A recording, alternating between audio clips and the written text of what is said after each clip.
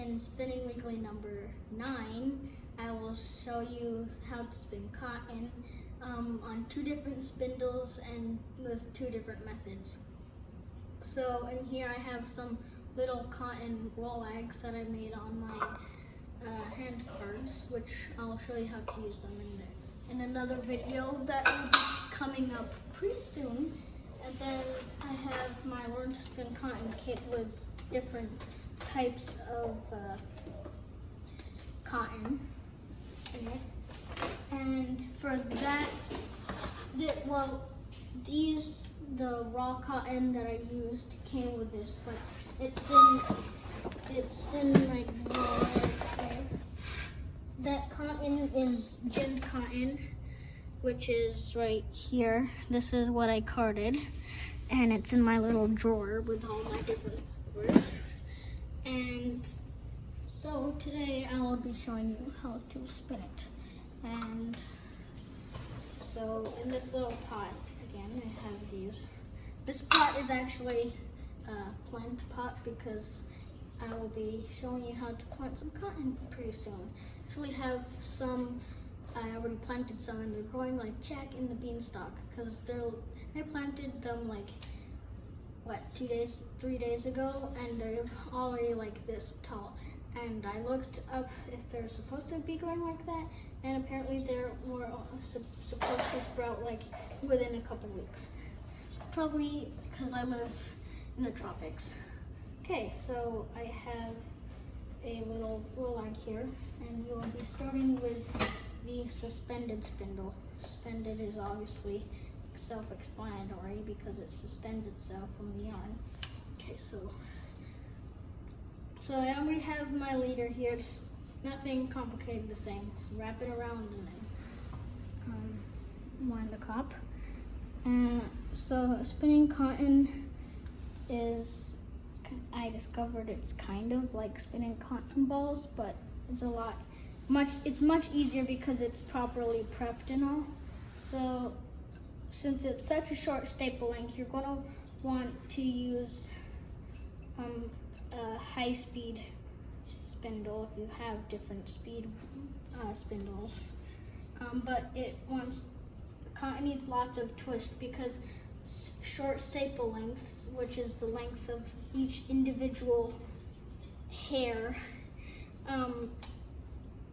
that's the staple length. It's very short, and short staple length need lots of twist.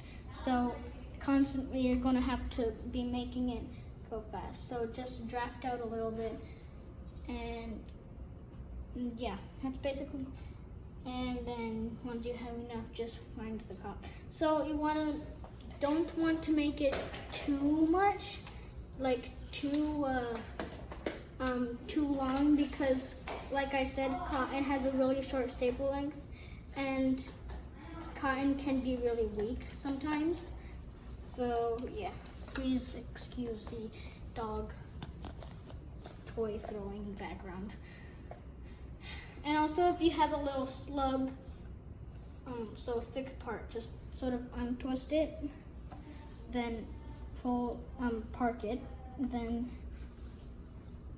then sort of just draft back, and then sometimes it will break. So to do that, you just take this end,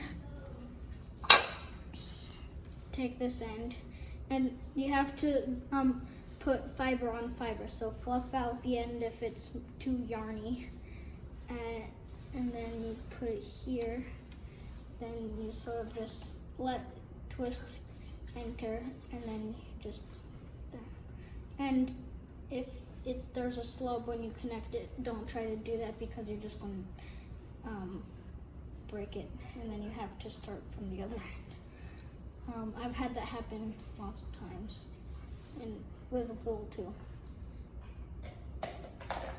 So again, just draft back, and this is a worsted or woolen because you are letting the twist enter the drafting zone, and with worsted, what you call the inchworm, you just pull out a little bit and then pull back, like twisting. And yeah, that's basically what it is spinning for on a suspended spindle is. And now I will show you how to use a supported. So in here, it has this little Indian supported spindle called a Tockley. And you're gonna want to, if you're doing it on a lap, you're gonna want a bowl for most supported spindles because normally they come with a sharp end, so don't wanna bother, like destroy your table. So it spins, well also it reduces the friction within the surface and the spindle, so it spins pretty fast. And see there, I don't know if you can see on camera, but there's little dents. Okay, so today I will be spinning some plain white cotton, and see it just pulled, and look at that, look how fine it is. Looks like horsehair maybe. So just split that and just hold your finger and you're just gonna draft out some, and then most spindles have at least a little notch, but sometimes you'll just have to wrap your fiber around your spindle several times. So this one, you're just gonna wanna hold it there and just let twist slowly going. And then you're just gonna use the long draw technique. Then you're just gonna draw. And you don't wanna let it into your fiber, but just wanna do it as slow as possible, because this Tockley, well, most supported spindles are, it's really hard to spin with a supported spindle because you only have one drafting hand available. So normally you have to use a long draw technique, a woolen technique. So I've had, and you also want to make sure that you have enough twist that your fiber or finished yarn kinks up like that. Because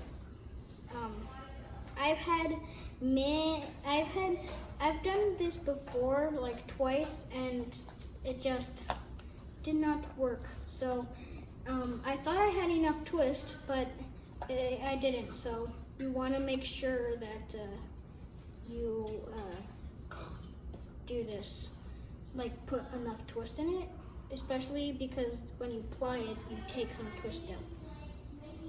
So that's basically it for spinning cotton. So I'm gonna show you how to make a whirl on this. So you just wrap it around and then spiral it up. Then just put it back on the hook. Now I have a slug here, so I'm just gonna untwist that and then pull back. And then, yeah, so that's basically what it is for today. I hope you found this useful, and sorry about all these different things and noises in the background in this video.